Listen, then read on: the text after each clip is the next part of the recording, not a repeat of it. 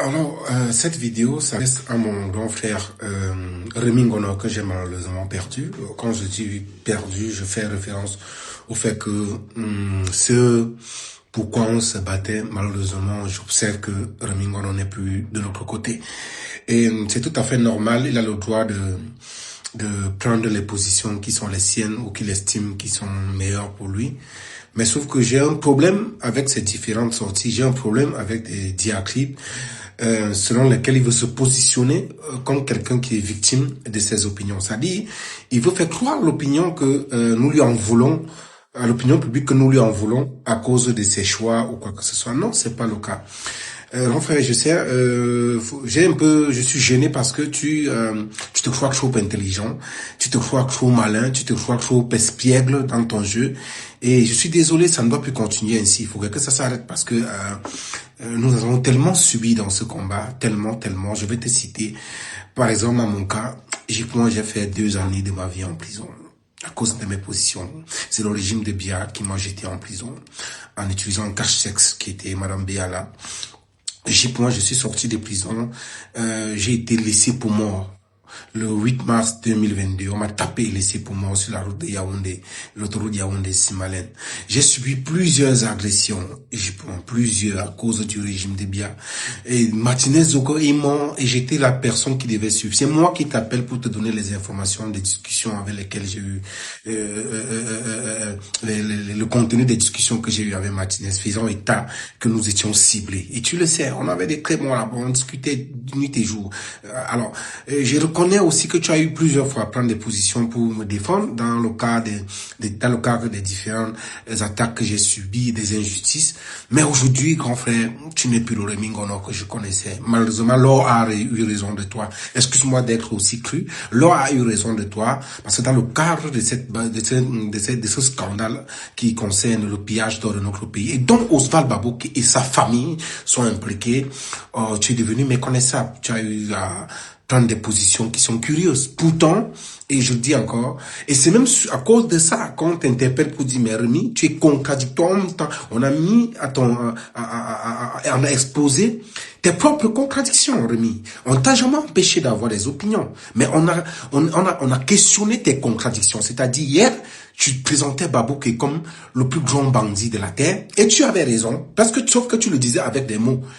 Mais aujourd'hui, lorsque nous on vient le dire, on redit les mêmes choses que toi. Mais cette fois-ci, avec des preuves, tu as affirmé qu'il avait les voitures, il avait au moins 4 blabus, les wagons G. Mais les vidéos, j'ai publié le parking, Rémi. Tu l'as dit avec des mots, j'ai apporté des éléments concrets. Sauf si tu viens me dire, je te mets au défi de venir me dire que ce n'est pas sa maison. Alors on va aller loin. Et j'ai envie de te dire, attends, on n'a même pas encore commencé parce que même le système de pillage d'or, tu verras les preuves. Je laisse courir parce que je sais que tu travailles désormais pour lui. Je suis désolé. Tu travailles désormais pour lui. Mais je vous laisse courir. Tu vois? Du coup, tu as affirmé, tu as fait ces affirmations, tu as tiré sur Baboké, tu as affirmé qu'il préparait un coup d'État. Tu as même vu, effectivement, tu avais vu juste, parce que récemment, il est passé par un certain Sinchon pour aller faire le coup d'État de palais à la CATV avec le document, le décret, qui le nommait lui vice-président. Parce que dans ce cadre-là, sa sœur Chantal Biya ayant emmené Biya en Suisse, qui est en train de lire dans une clinique suisse, il était question donc qu'on fasse passer ces décrets-là, positionnant Oswald Baboké comme vice-président. Et après, il devait avoir la possibilité d'achever le mandat parce que le poste de vice-président a été créé et il a indiqué dans cette création, dans ce document, qu'il a la possibilité de finir le mandat. On ne sait pas ce que Chantal Biya devait faire de bien là-bas. Peut-être, elle voulait peut-être écouter ses jours sur terre, devait même peut-être appuyer, excusez-moi de le dire, son coup, et puis qu'on nous dise que c'est Baboké qui finit le mandat. Voilà. Tu l'as dit, et puis effectivement, ce coup d'État-là a été orchestré, malheureusement, a été en préparation, ça a été empêché à la CATV à cause des batailles des clans. Tu as affirmé effectivement que Baboké était impliqué dans les pillages des voitures au Togo, effectivement, à travers son chauffeur et le fils du consul du Cameroun au Togo, qui est actuellement encore en prison. Tu as affirmé beaucoup de choses.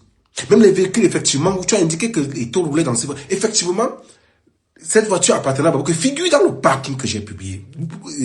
Ce parking, je l'ai publié, c'est Baboké. Tu vas venir nier?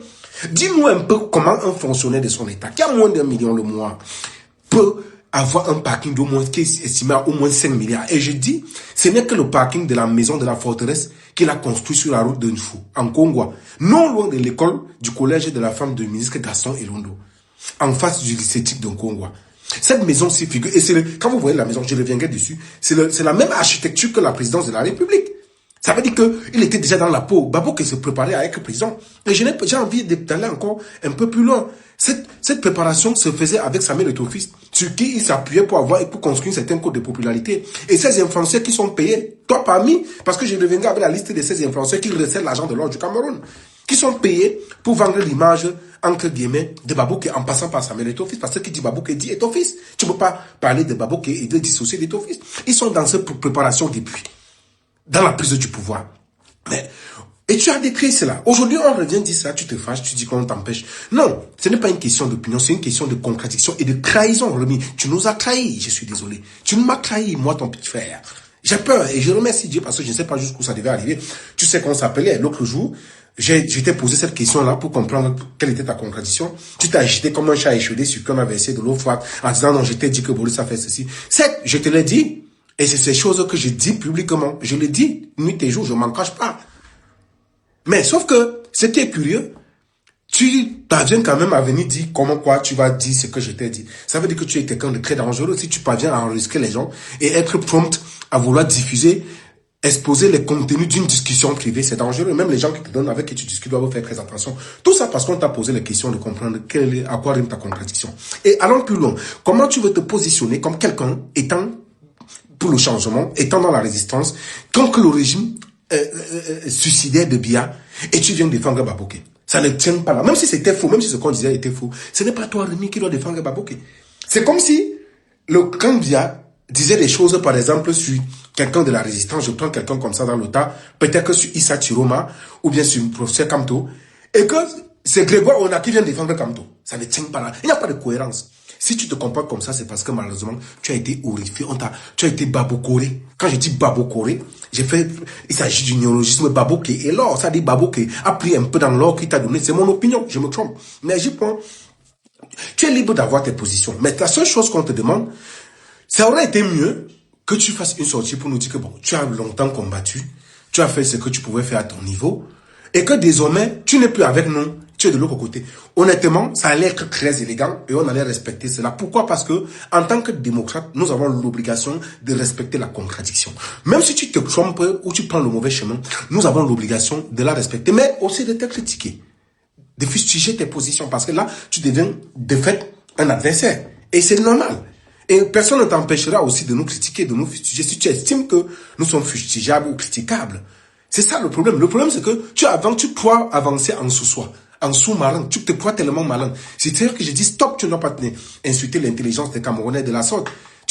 J'ai comme l'impression que peut-être que quand tu allais à l'école, dès que tu as fini d'aller à l'école, ta mère a fermé les écoles pour que nous autres, nous n'allons plus. Nous avons des cerveaux, nous réfléchissons. Je suis désolé. J'ai lu quand même les livres. Les Camerounais en ont lu. Pour que tu viennes essayer de vouloir te moquer de leur intelligence. Donc, du coup, ce que tu aurais pu faire simplement, c'est de nous dire, ok, je suis fatigué, je ne suis plus avec vous, je suis désormais avec les babous, que je défends maintenant le système Biya, je veux rentrer au pays, vivre ma vie du poulet. C'est vrai que tu as beaucoup investi au Cameroun, peut-être tu veux retourner au pays. C'est ton choix, tu es libre.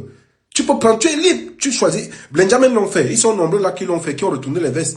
On les voit là, matin, midi, soir, qui changent de camp comme il n'est pas permis. Mais on ne le tue pas, on respecte, on comprend ce qu'on était béni. Mais sauf que ce que tu fais, tu le fais de manière sous-marine et tu empoisonnes le combat parce que les Camerounais commencent à s'interroger. Je vois des gens qui me disent, mais comment, qu'est-ce qui se passe? Finalement, à qui est-ce qu'on va faire confiance? C'est ça qui me dérange. Et je dis encore désormais, tu vas arrêter parce que tu n'es plus avec nous. Et les Camerounais qui ne comprennent pas que tu es désormais dans la sardine, que tu t'es ensardiné, c'est qu'ils ont un problème avec le cerveau. Ils doivent comprendre parce que j'ai mal. Tu nous mets les bâtons dans les roues. Nous qui nous sacrifions. Et j'ai envie de dire, rassure-toi et dis-le, et que je le dis encore au Cameroun ici, je serai la dernière personne qui pourrait dans sa vie défendre ce régime. Même si tous les Camerounais soutiennent ce régime. Pas moi. Donc, du coup, j'ai envie de te dire, vraiment, à l'avenir, il faut bien te positionner. Prends ton temps, tu es désormais de l'autre côté. Nous respectons cela, mais sache que tu nous auras en face, Rémi. Tu nous auras en face. On ne doit pas te laisser tuer ce combat de la sorte. C'est vrai que, oui, peut-être tu veux retourner au pays. C'est de ton droit, mais n'avance plus en sous-marin. Assume ton choix dès aujourd'hui, parce que tu es désormais un babokeza, un babokor. Tu vois un peu? Et du coup, quand on te critique, tu dis non, au lieu de se concentrer pour combattre bien, on vient plutôt vouloir s'attaquer. Non. Ce que tu fais, qui dit Babouké dit bien. Et c'est même Babouké qui a volé les élections de 2018 à travers sa sœur Chantal Biya en prenant les Bidjan et les Obama. Et c'est Babou qui finance Bidjan. C'était le guide suprême.